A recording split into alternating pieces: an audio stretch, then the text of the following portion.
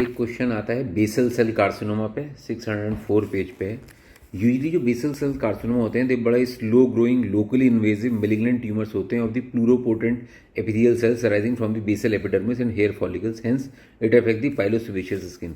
और इसकी जो सबसे मोस्ट कॉमन साइट होती है वो होती है आउटर कैंथस ऑफ आइस पे। ये बड़ी इंपॉर्टेंट साइट है इसकी।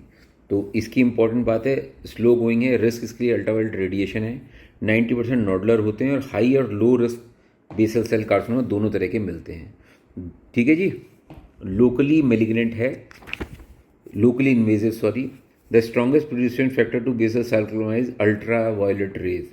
It occurs in early or the middle age after excessive sun exposure, with 90% occurring between ages of 40 to 80 years. The incidence of BCC rises with the proximity to the equator, although 30% rise in the part of the body are not usually sun exposed. तो ऐसा नहीं है कि सन expose area पे ही होगी, सन expose area पे भी उसके बिना भी हो सकती है।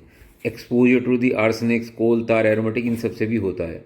और white skinned peoples are almost exclusively affected. BCC is more common in men than in women. It has no apparent precursor lesions and their development is proportional to the initial dose of the carcinogen but not duration of the exposure. The most likely mode of pathogenesis for BCC involves mesodermal factors as intrinsic promoters coupled with initiation step. BCC metastasis extremely rare, ये बड़ी important बात है, इसलिए locally invasive है, metastasis बहुत कम होती है। और ये जो होता है लोकलाइज हो सकता है जैसे नॉडुलर हो सकता है, और जनरलाइज होता है जैसे सुपरफिशियल मल्टीफोकल सुपरफिशियल स्प्रेडिंग या इन्फिल्ट्रेटिंग भी हो सकता है।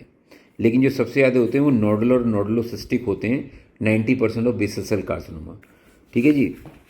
और कैरेक्टरिस्टिक जो इसकी माइक्रोस्कोपिक मिलती है वो मिलता ovoid cells in nests with a single palisading layer. बस इतना याद रखना और कुछ याद करने की ज़रूरत नहीं है इसके बारे में। Prognosis are at high risk and low risk. BCC high risk patients are which are having more than 2 centimeter size located at sites where direct invasions gives an access to the cranium near the eye, nose और ear, क्योंकि यहाँ पे brain बिल्कुल पास आ गया. Recurrent है tumour forming the presence of immunosuppressions और that have micronodal infiltrating histological. तो इन सब की प्रोग्नोसिस भी हो रही. ट्रीटमेंट दोनों तरह का हो सकता है, सर्जिकल भी और नॉन सर्जिकल भी. Tumours and surrounding surgical margin should always be assessed and marked under the loop magnification, the latter varying between 2 and 15 millimeter depending on the macroscopic variant, where margins are ill-defined or tissue at a premium, nose, eyes, then either a two-stage surgical approach with subsequent reconstruction after confirmation of the clear margin. बस इतना याद रखो. Unless excision of the BCC is complete, there is a 60% recurrence rate if margins are grossly involved and a 33%